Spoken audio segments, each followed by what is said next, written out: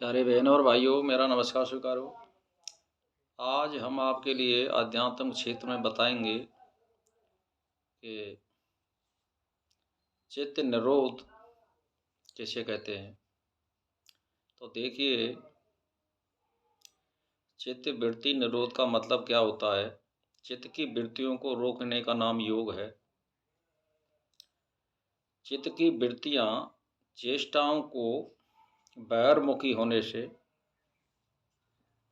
संसार के विषय में भटकने से रोककर अंतर्मुखी बनाना, अध्यात्म विषयों में लगाना ही निरोध है। इसी को योग कहते हैं। तो चित्त अगाध समुद्र के जल के समान है। जिस तरह जल पृथ्वी से संबंधित या संबंध कहीं खारा, कहीं मीठा, कहीं कसैला और कहीं कड़वा होता है, बरसात का पानी सभी जगह पर एक सा बरसता है और वो मीठा होता है।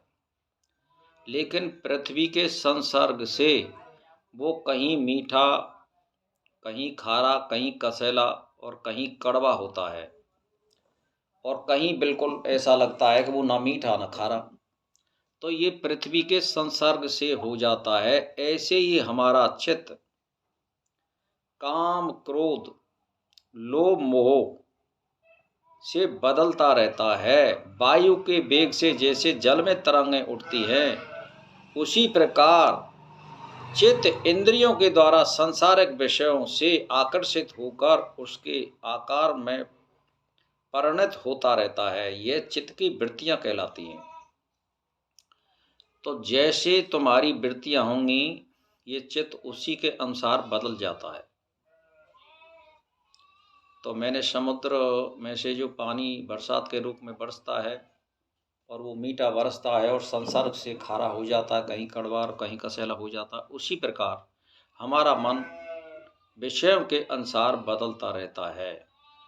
कभी ये परमात्मा की ओर मुड़ जाता है, कभी ये विषयों की ओर मुड़ जाता है, और कभी ये लोभ मोह बस आदि गलत काम करने के लिए प्रेरित हो जाता है।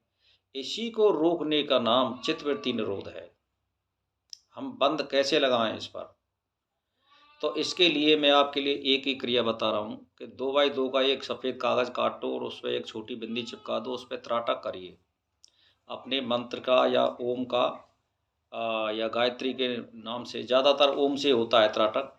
तो इस पर आप 2x2 का कागज लगा लो, उस पर एक बिंदी चिपका दो या काला निशान लगा दो।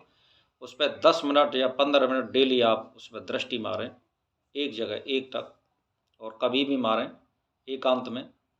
तो इससे आपकी जो दृष्टि है, जो चित्तवृत्ति निरोध है, वो रुक जाएगा। तो इसका अभ्यास बढ़ाते बढ़ाते आप 1 घंटा भी कर सकते हो।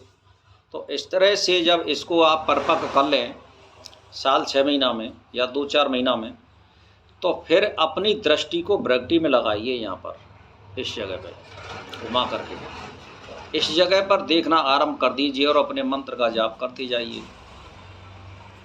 तो ये आपकी आंतरिक वृत्ति है और चित्त की वृत्तियों को ये रोक देगा। यानी मन को हमने एक जगह बांध दिया है और आपकी चित्त वृत्ति ऑटोमेटिक हो जाएगी। जैसे मैं आपके लिए उदाहरण दे दूं कि किसी आदमी के यहाँ एक जिंद रहता था। तो वो जिंद जो है ये कहता था कि मैं पैसे धीले लेता नहीं हूँ, रोटी पानी मुझको दीजिए, लेकिन मुझको काम कहीं चाहिए करने के लिए। अगर मेरे पास कोई काम नहीं होगा तो मैं उसके घर में आग लगा दूंगा। उसकी ये शर्त थी। तो वो किसी के घर ले गया था, तो वो भाई दिन और रात काम चाहिए उसके लिए। तो वो फिर रात को सोते समय अब उस पर काम कहाँ से आवे। मान के भैया अब रात के 10-11 बजे बज गए, अब सो जा भाई। नहीं साहब, मेरे को तो काम चाहिए, नहीं तो मैं तेरे घर में आग लगाऊंगा। वहाँ एक पड़ोसी बैठा था, मान भैया मेरे घर चलिए आप, और वहाँ मैं आपके लिए काम दूंगा। तो वो ले गया वहाँ पे अपने घर। तो वहाँ ने एक अपने घर के आगे चौतरा पे और एक बल्ली को गाड़ दिया। अन भैया ये काम है, आप जब मेरे घर का काम नहीं रहे तो ये काम एक्स्ट्रा है कि इस बल्ली पे चढ़ो और उतरो, चढ़ो और उतरो, चढ़ो और उतरो। तो ये अकल की बात है। आप मन को एक जगह बांध दीजिए, जब जिंद जैसे अकलते रुक सकता है तो आपका मन नहीं रुक सकता है, वैसे ये जिंद से कम भी नहीं है।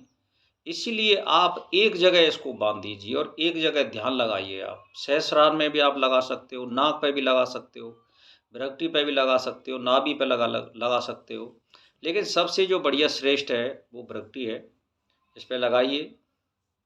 तो जब आपका चित्तवृत्ति निरोध हो जाएगा तो सारी विषयों से मन ऑटोमेटिक रुक जाएगा, तो सारे काम सहज हो जाएंगे और आप जहाँ कहीं भी मन लगाना चाहें बहुत आनंद आएगा, समाधि होगी।